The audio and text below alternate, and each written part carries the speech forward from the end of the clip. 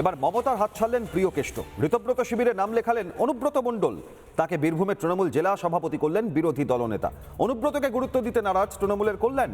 ঘাসফুল শিবিরকে কটাক্ষ করতে ছাড়ছে না পদ্ম। আমাদের জেলার সভাপতিদের নাম আজকে জানিয়ে দিচ্ছি। বীরভূম শ্রী অনুব্রত মণ্ডল। মমতার হাত ছেড়ে এবার ঋতু শিবিরে অনুব্রত মণ্ডল। ঋতব্রত বন্দ্যোপাধ্যায় শিবিরে বীরভূমের জেলা তৃণমূলের সভাপতির পদও পেলেন তিনি। কিছু কর্তার চলে গেছে, আমাদের তাতে কিছু এসে যায় না, আমাদের কিচ্ছু এসে যায় না কোন কর্তার কি গেল। সে ওদের দলের ব্যাপার, ওটা নিয়ে আমার কিছু বলার নেই। ওদের তো চন্দ্রিমা ভট্টাচার্য থেকে আরম্ভ করে অনেকে ধীরে ধীরে ঋতব্রতর পাল্লা ভারী হচ্ছে, মমতার পাল্লা হালকা হচ্ছে।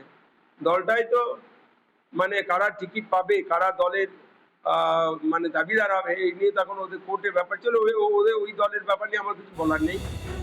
তৃণমূলের পুরনো সৈনিক অনুব্রত মণ্ডল বারবার নানা বিতর্ক গ্রেফতারির পরেও কেষ্ট মণ্ডলের পাশে দাঁড়িয়েছিলেন মমতা বন্দ্যোপাধ্যায়। কিন্তু জেল থেকে ফেরার পর তৃণমূলের সঙ্গে দূরত্ব বাড়তে থাকে অনুব্রত মণ্ডলের। সেই কেষ্ট এখন তৃণমূলের বিক্ষুব্ধ শিবিরে। আমাদের জেলার সভাপতিদের নাম আজকে জানিয়ে দিচ্ছি। বীরভূম শ্রী অনুব্রত মণ্ডল।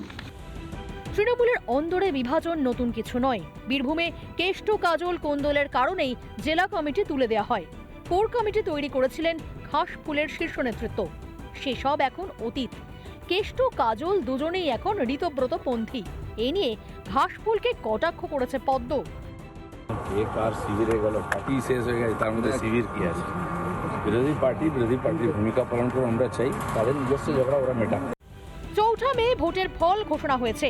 এরপর ভাঙতে শুরু করেছে মমতার দল। কেষ্ট কাজল হাতছাড়া হওয়ায় বীরভূমের সংগঠনও হাতছাড়া হলো পিসি ভাইপোর।